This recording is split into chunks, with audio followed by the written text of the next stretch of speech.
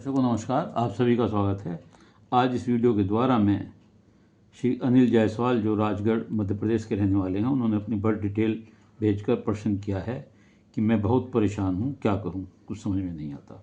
उनके द्वारा दिए गए बर्थ डिटेल के अनुसार जो उनकी कुंडली बनती है और कर्क लगन की कुंडली बनती है, जो आपके सामने है। ग्रहों की स्थिति इस प्रकार है कि छठे भाव में राहु है, सातवें भाव में सूर्य, गुरु और शुक्र हैं, अष्टम भाव में बुध है, दसम भाव में मंगल चंद्रमा है और 12वें भाव में शनि केतु है। देखिए, आपका जन्म भरणी नक्षत्र में हुआ है और कर्क लगन में आप उत्पन्न हुए हैं। कर्क लगन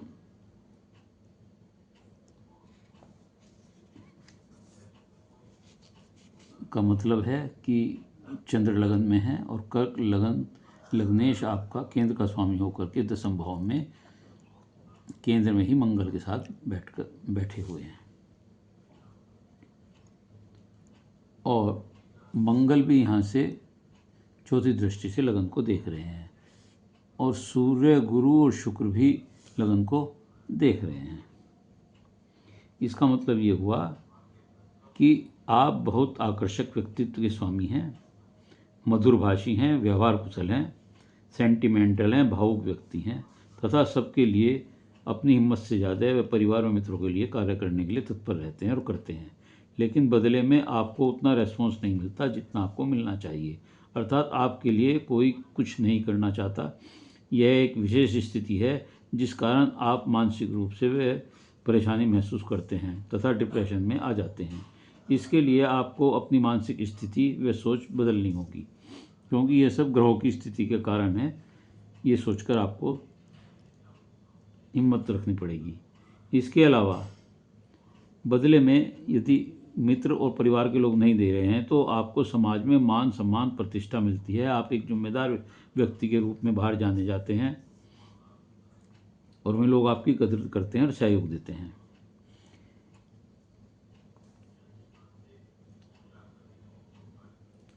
अब आप देखिए कि आपकी कुंडली में राहु और केतु के बीच सब ग्रह आए हुए हैं, तो ये काल सर्प योग कहलाता है। और जिसमें छठे में राहु और 12वें में केतु हो तो ऐसे काल सर्प योग को महापद्म काल सर्प योग कहते हैं।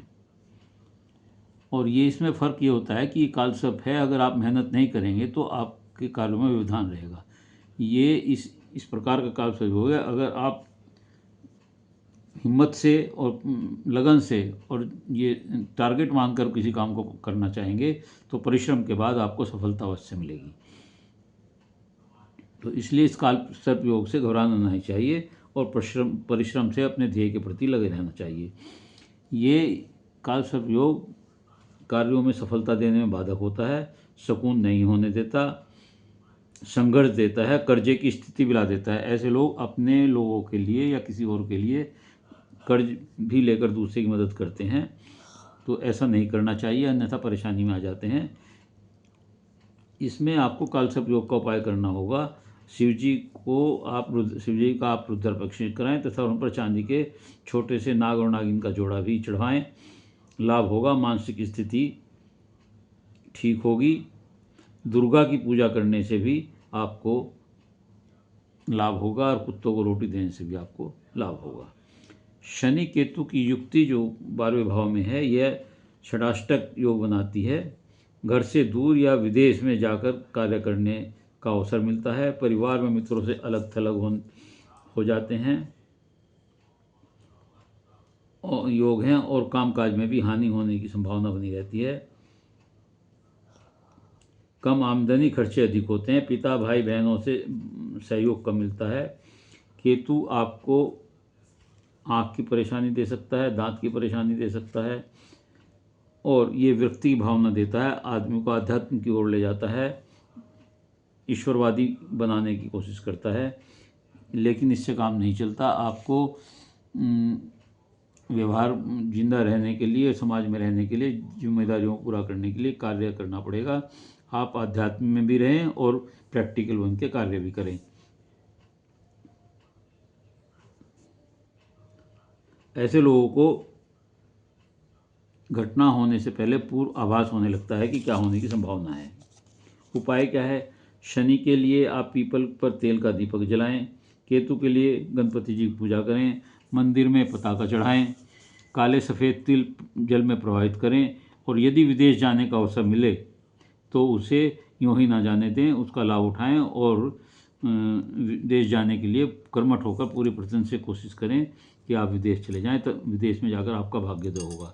अन्यथा यह भाव हॉस्पिटल में भर्ती कराने का हो सकता है, कारागार, अज्ञातवास या आध्यात्म की ओर ले जाता है। इससे जीवन सफल नहीं होता। इसलिए आप प्रयत्न करके यदि बाहर या घर से दूर कहीं कार्य करने की स्थिति मिले तो वहाँ आपको चले जाना चाहिए। विदेश की सोचें तो ग्रह कष्ट दूर होंगे। अगर आप, ये भी एक उपाय है कि आप अगर विदेश जाने के लिए प्रयत्न करेंगे तो और जाएंगे तो ये ग्रह कष्ट दूर होंगे।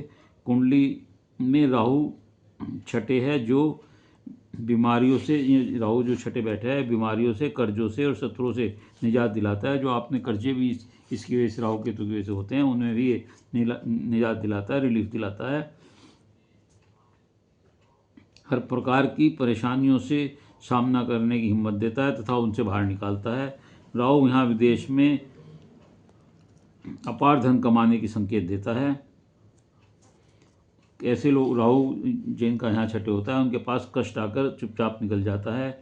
आपको भ्रमित राहु अवश्य करता है। इसलिए आपकी कुंडली में जहाँ कालसर्पी हो गया वहाँ ये राहु की स्थिति आपको स्ट्रगल करने की क्षमता देती है और दोबारा से उभरने की और तरक्की करने का मौका देता है। इसलिए आप इसका फ़ायदा उठाएं। बुध अष्टम भाव में है, ये स्वाभिमानी बनाता है। ईश्वर शक्ति अच्छी होती है ऐसे लोगों की। अध्यात्म में रुचि होता है। कोई विशेष उपलब्धि आप जरूर प्राप्त करते हैं।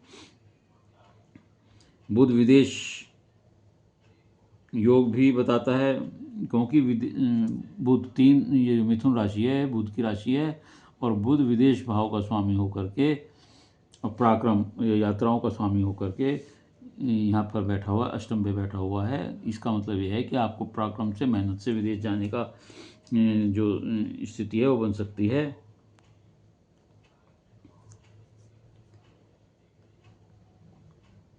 अष्टम में शनि के एक स्थिति है कि अष्टम में जो शनि का घर है उसमें बुध बैठे हुए हैं, और बुध के घर में जो 12वां भाव है उसमें शनि बैठे हैं। अनन्य ग्रह परिवर्तन योग है। यह भी आपको, अनन्य ग्रह परिवर्तन योग भी आपको विदेश जाने की ओर संकेत देता है। इसलिए इसके लिए आप पराक्रम करें तो आप निश्चित सफल होंगे। चंद्र मंगल जो दशम भाव में आपके बैठा हुआ है, मंगल स्वग्रही है तथा मूल त्रिकोण का स्वामी होकर के चंद्रमा के साथ, इसके मूल त्रिकोण पंचम का स्वामी होकर चंद्रमा के साथ यहाँ बैठा हुआ है, और लग्नेश होकर दशम भाव में चंद्रमा बैठा हुआ है। यह योग गलत माध्यम से धन कमाने का रास्ता अपनाता है। इससे बचें, अन्यथा समाज में अपमानित होने की संभावना बनती है।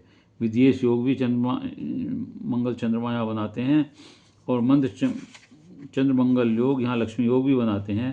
तो धन तो आप अवश्य कमाएंगे, लेकिन उसका माध्यम ठीक रखें तो बहुत अच्छा रहेगा। ऐसे लोग वकील हो सकते हैं, स्वास्थ्य विभाग में से जुड़े हो सकते हैं, धन लाभ अवश्य प्राप्त करते हैं, पुत्र इनके अवश्य होता है। अब हम अगर सप्तम भाव जो आपका रह गया है, जो शनि का घर है, उसमें सूर्य, गुरु और शुक्र बैठे हुए हैं। सूर्य यहाँ अच्छा फल नहीं देते शनि के घर में बैठ के, हालांकि लगन को देख रहे हैं, और धनेश होकर बैठे हुए हैं कर्म दैनिक रोजगार के घर में। यह विवाह के लिए बहुत अच्छा सा योग नहीं बैठता, लेकिन शुक्र यहाँ बैठकर प्रेम के प्रति, प्रेम विवाह या आपको जो है रोमांचक बनाता है, रोमांटिक बनाता है। गुरु समझौता और संतुलन की ओर इशारा करता है, और सूर्य कार्य क्षेत्र में नेतृत्व कुशलता प्रदान करता है। लेकिन बीच में नीच का गुरु, शनि घर में सूर्य, शुक्र का ये वैवाहिक जीवन के लिए अच्छा नहीं होता, कष्टप्रद होता है। विवाह में देरी भी होती है और विरक्ति की भावना बनती है। दाम्पत्य जीवन में दूरियां पैदा होती हैं, असंतुष्टि का भाव आता है। यदि आप धैर्य से काम लें, समझौते से कार्य लें, परिस्थितियों को सही रूप से समझें, तो इन दिक्कतों से बच सकते हैं। उपाय यही है कि आप रिश्तों को निभाने के लिए गुरु, यहाँ पर गुरु जो नीच के हैं, इनके लिए गाय का और ब्राह्मणों की सेवा करें, किसी ब्राह्मण को या भिखारी को अपमानित ना करें, और जो उपाय मैंने आपको पहले बताए हैं वे करें, तो निश्चित तौर से आपका जीवन बहुत सुखपूर्ण होगा और ये परेशानियां जो आप महसूस कर रहे हैं इनसे निजात पाएंगे। उम्मीद है आपको आपके प्रश्नों का उत्तर मिल गया होगा। यदि इसके अलावा भी आपको गुरु की मादरा चल रही है, इसलिए भी आपको गाय की सेवा करना या केले पर दीपक जलाना घी का उत्तम रहेगा। मैं समझता हूँ कि आपके सभी प्रश्नों का उत्तर मिल गया और उपाय भी बता दिए गए हैं। यदि आप ऐसा करेंगे तो निश्चित आपका जीवन सफल होगा। यदि ये वीडियो आपको अच्छी लगी हो तो लाइक करिएगा, शेयर करिएगा, कमेंट्स बॉक्स में जाकर अपने विचार लिखिएगा। इसके अलावा यदि किसी और का कोई प्रश्न हो तो वह अपनी डिटेल भेजते हुए और मेरे चैनल को सब्सक्राइब करते हुए अपना एक प्रश्न पूछें। मैं उत्तर अवश्य दूंगा। निःशुल्क सेवा है, लेकिन उत्तर के लिए आपको बहुत धैर्य से इंतजार करना पड़ेगा क्योंकि प्रश्नों की संख्या बहुत अधिक है। धन्यवाद।